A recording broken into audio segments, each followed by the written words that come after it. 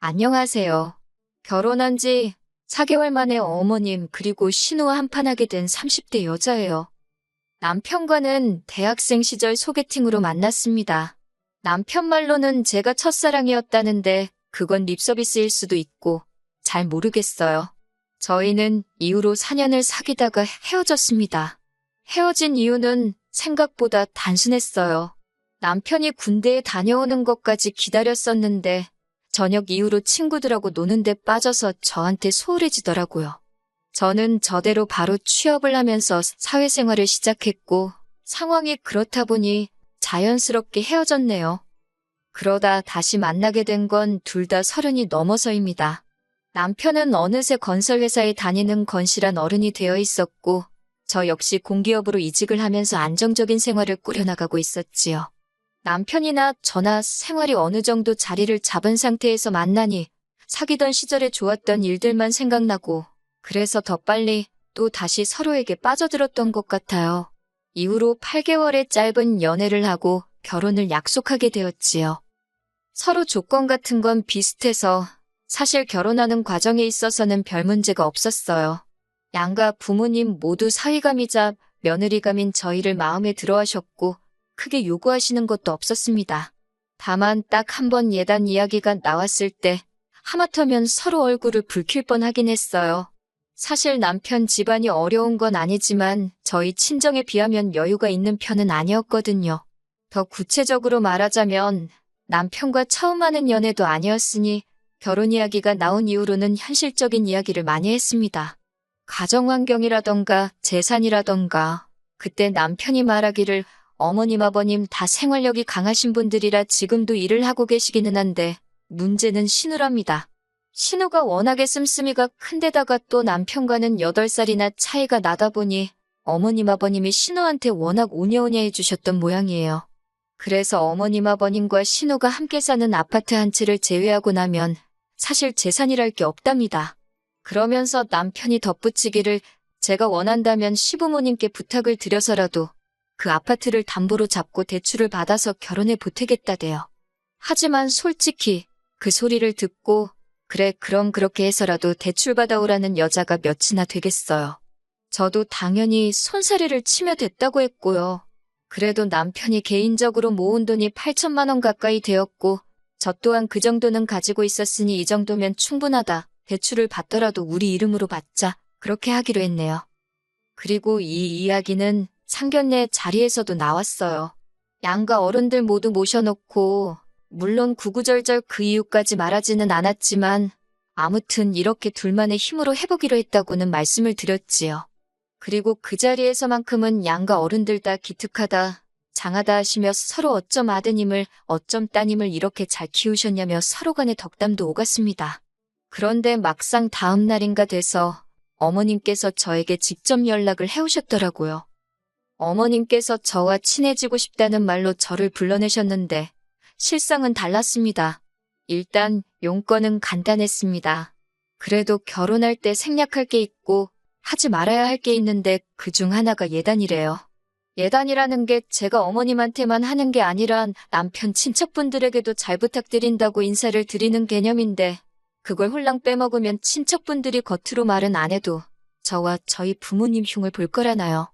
그런 이야기를 듣고 있으니 솔직히 어머님 속이 훤히 보여서 황당하기도 하고 혼이 나는 것도 같아서 기분이 안 좋았어요. 부모님 어쩌고 하시니 언짢기도 했고요. 저도 결혼 준비하면서 여기저기서 들은 바가 있었으니 그러면 예물을 해주시는 거냐 물었습니다. 예물이 나중에 살다 힘들어지면 팔아서 살림에 보태라는 뜻이라니까 이것도 해주시면 좋을 것 같다고 했지요. 그리고 패백은 남편 쪽 어른들이 용돈을 주신다던데 이것도 해야겠다고 덧붙였네요. 그랬더니 어머님께서 저를 빤히 보시더니 한동안 아무 말씀도 안 하시대요. 그리고는 그렇게 치면 빼먹을 게 하나도 없다면서 그냥 당신 말은 못 들은 거로 하랍니다. 하지만 그때 어머님 표정이 꽤나 불편하고 당황하신 게 솔직히 제가 이렇게 나올 줄 모르셨던 것 같아요. 고분고분하니 당신 말대로 할 줄 아셨던 건지 그리고 바보같이 보일지도 모르겠지만 저는 남편에게 어머님이 이런 이야기를 하셨다는 말을 전하지 않았어요. 어머님께서 만난 자리에서 바로 당신 말씀을 거두어 들이시기도 했고, 좋은 일 앞두고 이미 해결된 일을 남편한테 말해봤자 제가 어머님을 험담하는 것처럼 보일까 걱정이 되었으니까요. 하지만 결혼식을 올리고 이후에 어머님이 보여주시기 시작한 언행에 비하면 예단 이야기는 애교에 가까웠더라고요. 저희 어머님은 한마디로 경우가 없으신 분이었습니다. 예단 이야기 때 너무 순순히 물러나시길래 그냥 생각이 좀 짧고 단순하신 분이구나 그렇게만 생각했지. 시댁과 저희 집은 차로 30분이 채 걸리지 않는 곳에 있습니다. 일부러 그렇게 가까운 곳에 구한 것은 아니었고 서울이라고 해봤자 땅덩어리 자체가 작잖아요. 그 와중에 좀 저렴한 곳으로 알아보다 보니 경기권에 있는 시댁하고 그렇게 멀어지질 못했어요. 그래도 차로 30분이니 대중교통으론 1시간 가까이 걸렸고 어머님 아버님께서는 차가 없으시거든요. 꼭 그래서는 아니지만 아무튼 거리가 가깝다고 해서 별 걱정은 안 했어요. 그런데 이게 웬걸 지하철에서 버스로 갈아타는 수고를 하시면서까지 어머님은 저희 집에 수시로 오기 시작하셨습니다. 별다른 이유가 있어서 오시는 것도 아니고 그냥 심심해서 왔다던가 궁금해서 왔다던가 사실 처음엔 그래도 출발하기 전에 미리 연락은 주셨어요. 그런데 제가 몇 번인가 못 오시게 한 적이 있거든요. 남편이랑 저랑 야근을 한다던가 주말에 선약이 있다던가 그럴 때요. 그러자 이제는 거절 잘 못하는 성격인 남편한테 먼저 연락을 하신다던가 아예 연락 없이 오시더군요. 문제는 남편이나 저나 집돌이 집순이다 보니 어머님이 연락 없이 오시기라도 하면 무방비로 당했던 거지요. 막말로 어머님이 언제 오실 줄 알고 맨날 내 집 놔두고 다른 데 가 있을 수도 없잖아요. 100번 양보해서 오시는 거 그럴 수 있다 칩니다.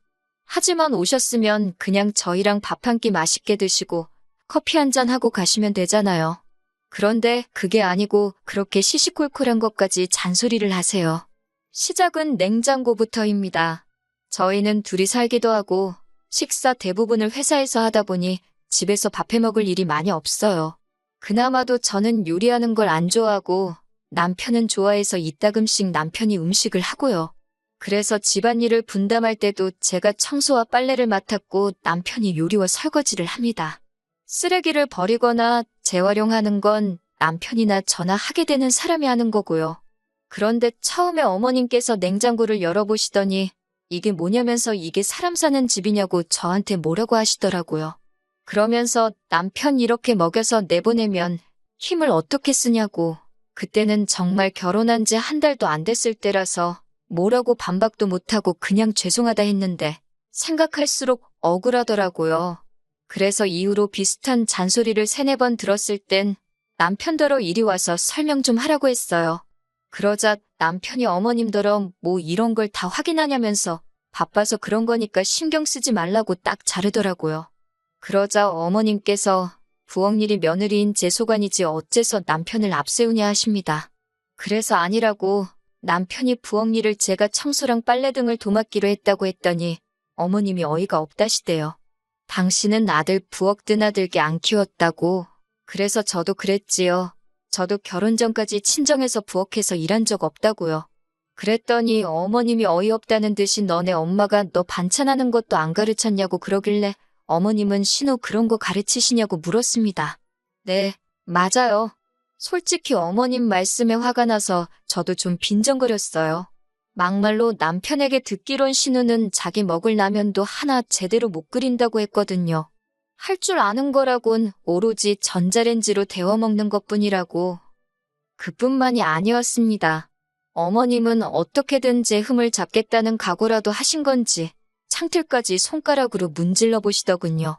하지만 어머님의 의도와 달리 먼지 한 톨 나오지 않자 어머님께서는 그건 또 그거대로 못마땅하신지 들릴 듯 말 듯한 목소리로 짜증을 내시대요.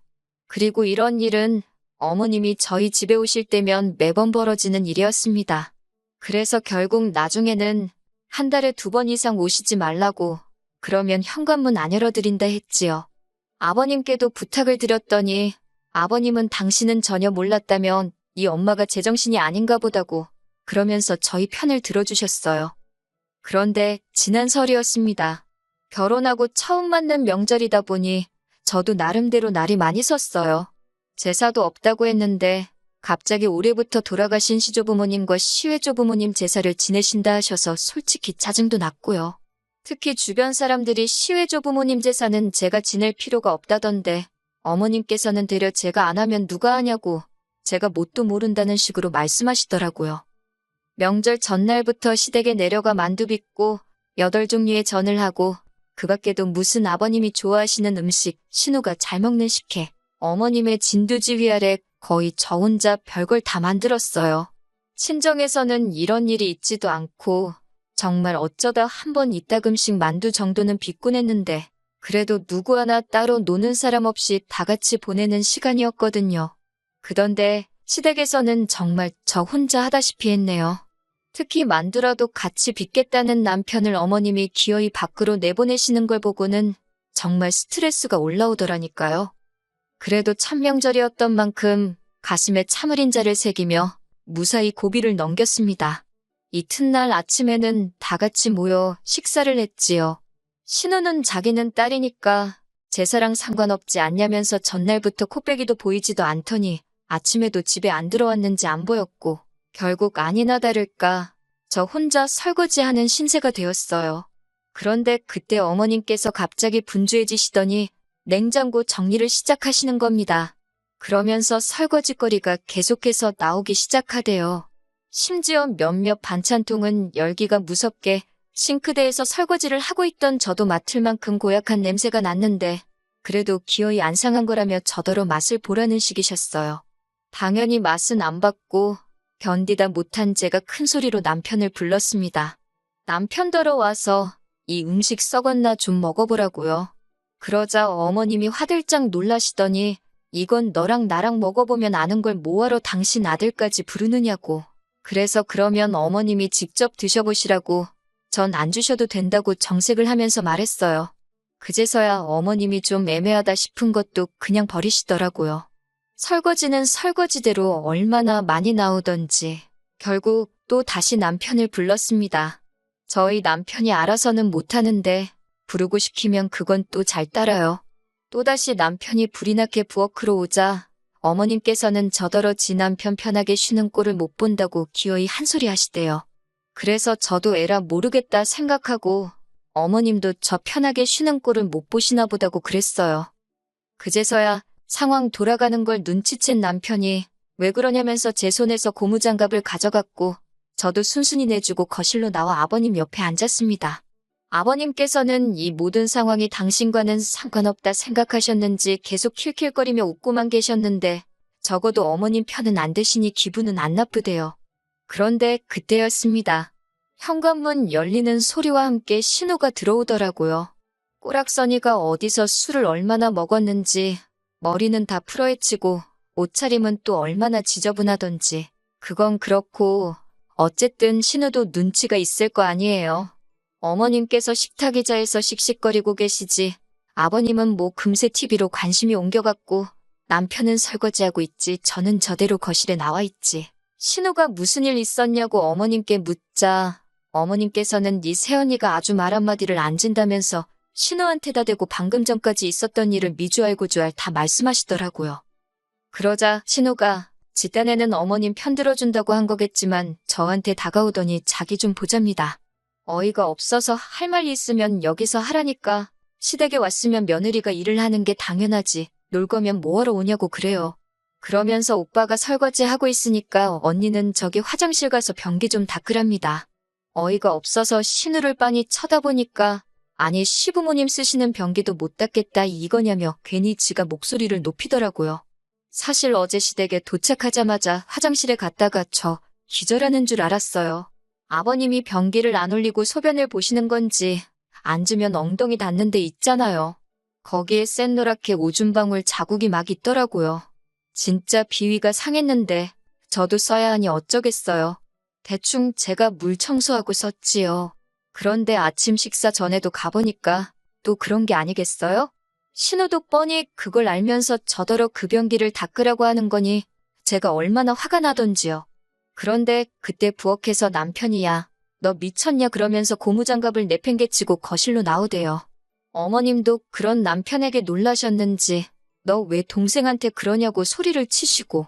그런데 남편이 신우더러 네가 뭔데 새언니더러 변기를 닦아라 말하냐면서 네가 싸는 변기는 네가 치우라고 뭐라고 하더라고요. 그제서야 아버님께서도 남편더러 그래도 그렇지 부모 앞에서 큰 소리를 내느냐고 한마디 하셨는데, 그러자 남편이 정말 자기 창피하게 왜 그러냐면서 왜들 이렇게 경우가 없냐고. 그리고 결국 결론부터 말씀드리자면 그날 아주 집이 뒤집어졌습니다.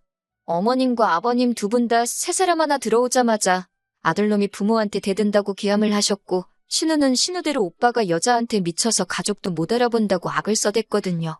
저는 솔직히 너무 억울하고 동시에 남편한테 미안하기도 하고 어머님 아버님이 이해가 안 되고, 결혼한 지 4개월 만에 이런 일이 생길 거라고 누가 상상이나 했겠어요?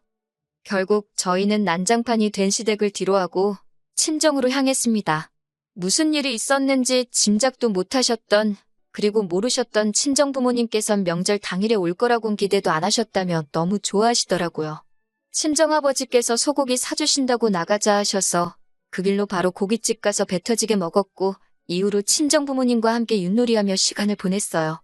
남편이 속이 많이 상했을 텐데 하나도 티내지 않고 친정부모님한테 살갑게 굴면서 시간을 보내더라고요.